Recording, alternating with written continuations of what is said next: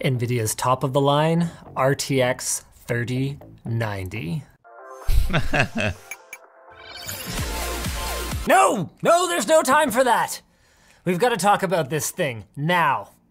If you haven't watched our RTX 3080 review, here's the background you need. RTX 3000, also known as Ampere, is what Nvidia is calling the biggest generational leap in performance in the company's history. Now, if you go back far enough, I'ma press X here, but he's also not joking. These cards, unlike the Turing-based RTX 2000 series, are smoking fast right out of the gate, with our RTX 3080 reaching speeds in the neighborhood of 75 to 100% faster than its predecessor, depending on the task.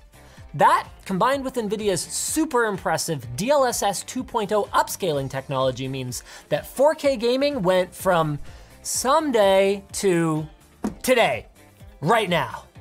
But wait, there's even more. Like this message from our sponsor, Team Group. Team Group's extreme ARGB DDR4 gaming memory features clock speeds up to 4,000 megahertz and a stunning mirror design with RGB. Check it out on their launch event showing off their 3 brands, and you can win a $3,000 PC at the link below. But the 3080 is last week's news. In my hands right now, quite literally, is what Jensen, CEO of Nvidia, lovingly referred to as the BFGPU. And spoiler alert, he's right. This is an RTX Titan for scale. Heck, here's an ROG Strix OC for scale. This thing is easily the largest, not to mention heaviest, conventional graphics card that I have ever seen, which means that anyone who buys one needs to also make some additional investments. First up, you're gonna need a case with a solid GPU mount and enough clearance. Being both taller and thicker than previous flagships, it simply won't fit in most small form factor cases. That is, unless you hot rod them. Second, you'll need a fat power supply. Rated at 350 watts of power consumption, and with Nvidia's new 12-pin connector, the 3090 could easily push your previous unit to its limits. Last but not least, you're gonna need the fastest gaming CPU in the world, because quite frankly, with anything else, you are going to be leaving performance on the table, which is something you don't wanna do when you're paying $1,500 US for a graphics card. Yes, my friends, compared to the RTX 3080, the world's first 8K gaming GPU gets you more than double, not to mention faster video memory, 20% more CUDA, Tensor, and RT cores, and even NVLink support via a new connector that was presumably shrunk to minimize wasted space on the physically cut down PCB that makes Nvidia's new flow-through cooler possible.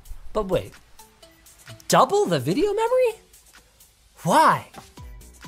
Well, aside from giving it much better compute capabilities, and more importantly, the ability to render much more complex 3D scenes in software like Blender, as it turns out, gaming at 8K also genuinely demands this much video memory. That makes sense. Think about it. 8K is 33 megapixels at 32 bits per pixel. That means to display just a single frame, 128 megabytes of video memory is needed, which doesn't sound so bad, but add in textures, models, screen space effects, and of course, RTX real-time ray tracing. I mean, come on. And you've got yourself many times that, ideally 60 times per second or more. Wolfenstein Youngblood clocked in at over 11 gigs of memory usage at 8K. Jesus. Sounds fun. But at the end of the day, it all boils down to performance, doesn't it? So by request, we built up a Core i9-10900K test bench to minimize our CPU bottlenecks and dug out our RTX 3080 along with a 2080 Ti and Titan RTX for comparison. Starting off with Minecraft RTX, we're seeing about a 22% average frame rate improvement over the RTX 3080 and a whopping 51 to 60% over the Titan RTX, both with DLSS on and off. Not bad. Wolfenstein Youngblood, meanwhile, gives us a much more modest performance improvement over the 3080 at around 15%, but while still pulling off a respectable 50% improvement over the Titan RTX, a card that costs $1,000 more. So there you have it, guys. Buy yourself an RTX 3090 And a water bottle with all that money you saved, am I right? LTTstore.com. CSGO and Microsoft Flight Simulator tell a very similar story in 4K. But interestingly, holy shit. the gap CSGO 437 average. narrow. See, 360 hertz monitors are useful, okay? For CSGO and Valorant, that's it. Significantly for Flight Simulator at 1440p because of CPU bottlenecks. Jesus. That's right. That's so despite low. The OP CPU and ultra graphics settings. Finally, the parallel N64 emulator, which does most of the graphics and sound emulation on the GPU rather than the CPU, and recently added upscaling support, shows us that the extra oomph brings us up to 99th percentile frame times, near 60 FPS. That 8 times upscale, by the way, works out to more pixels than 5K, emulated. But then there's the elephant in the room. 8K gaming. As Tom's Hardware reported, Nvidia's demos only showed 8K AAA gaming with DLSS 2.0 in what they're calling ultra performance mode. Now before, DLSS 2.0 offered performance and quality scaling options, with performance rendering at 1080p, like DLSS 1.0, and quality rendering at 1440p before upscaling, usually to 4K.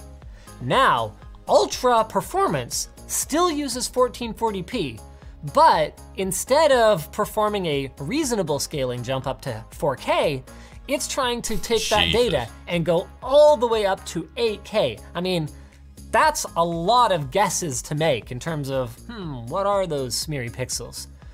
So does it look any good?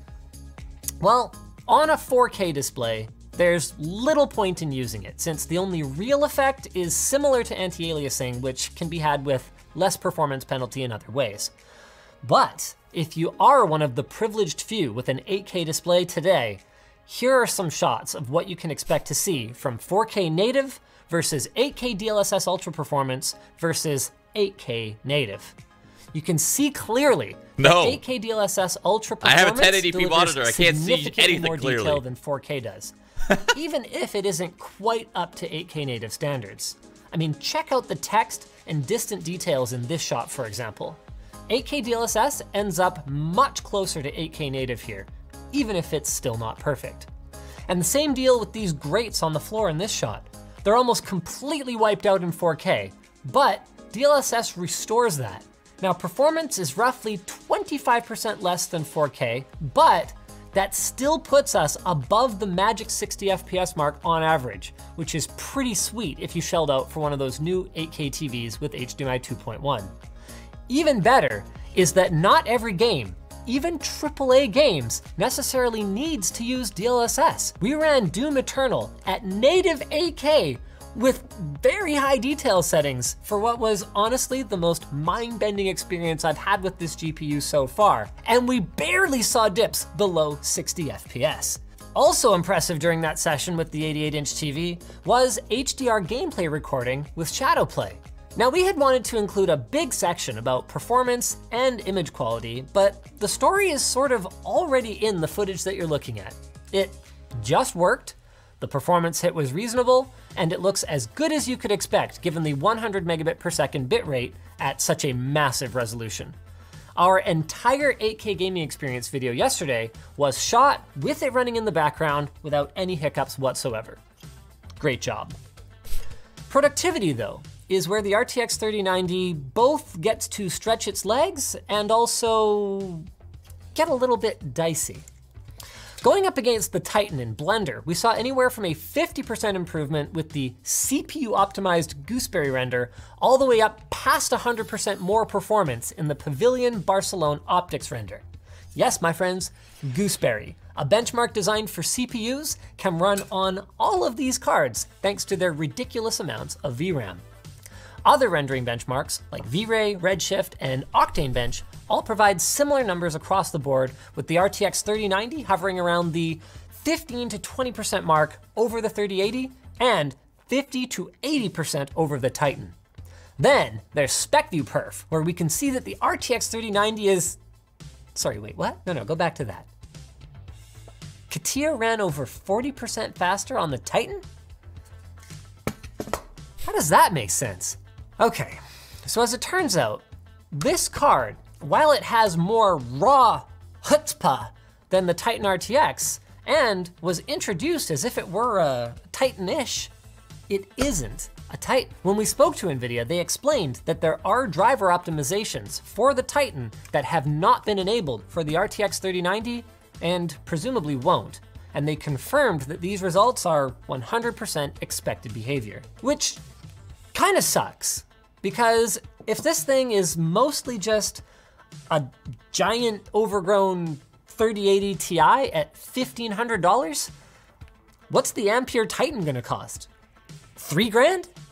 Anyway, back to SpecView Perf. We did get several wins for both the RTX 3090 and the Titan RTX, depending on the workload, with Siemens NX not even being in the same area code, let alone ballpark. That's kind of rough for professionals who are looking to juice up their workstation for CAD work by day and gaming at 8K by night. Which do they choose? And there's more bad news. Remember that bit about needing a new power supply? Well, our test bench sure did. Even a high quality 850 watt couldn't keep up, with our RTX 3090 routinely breaking 375 watts with Nvidia's PCAP power meter connected throughout our testing, with a peak power draw of over 450 watts. Jesus Christ. The Titan RTX, meanwhile, barely broke 300 watts the whole time. Thankfully, the cooler, as with the RTX 3080, was well up to the task, and it didn't even break a sweat through SpecView Perf with thermals never pushing past 70 degrees. Also, core clocks were ridiculously stable at around 2 gigahertz under load. So I guess all that weight in metal is doing its job and then some. Nvidia was clearly really concerned with thermals this time around, and they just did a great job. There's no other way of putting it. And hopefully that means some overclocking headroom as well. Early reports on the RTX 3080 seem to suggest that the GDDR6X memory is pretty easily bumped up, but we've also seen reports that Nvidia went for lower speed RAM due to thermal limitations. So, as always, stress test your overclocks with a prolonged load before considering them tournament ready. And speaking of overclocking, we have a video coming where we look at the differences between aftermarket GPUs.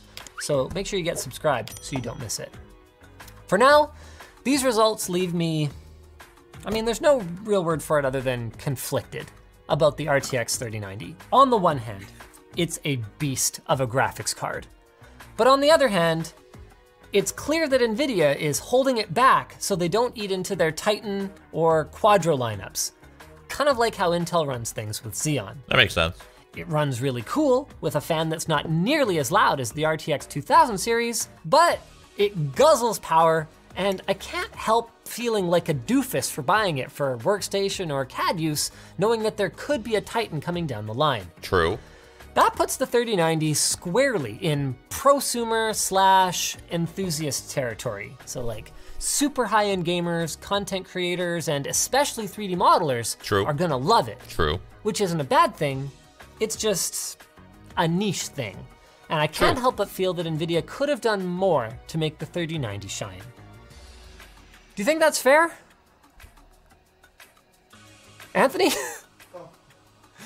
Do you think that's fair? Yeah. How about you, Jensen? I know you watch our videos, and I also know that you don't like it when you think I'm not being fair, which is kind of funny to me because I get to sit here imagining a man who casually buys $40 billion companies and changes computing as we know it, who still gets butthurt when some nobody YouTuber doesn't like his gaming widget enough. But on the other hand, you know what, Jensen? I actually really like that about you. It's that kind of passion that makes Nvidia so great. So I've resolved to keep making you mad. Because evidently, when you got mad that I didn't like your RTX 2080 Ti, we got the 3080. So I might go even harder on you guys, just to see how far you can push PC gaming. No, I'm just kidding, Jensen. Sort of. Since I have your attention, please unlock the Titan driver paths and SRIOV, at least for the RTX 3090. This is a niche enthusiast card, and it should really enjoy niche enthusiast features, don't you think?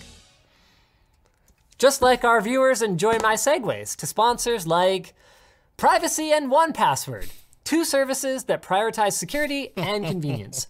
Starting now, privacy users can automatically add their virtual cards into their 1Password vault with a single.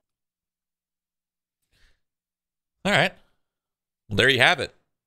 I mean, everyone already knew that the 3090 was simply just for people like me. It's not much better, but we want to have it, right? That's how I feel. It's not much better, but I fucking want it, you know? Not subscribed. You know what? Boom. Shut up.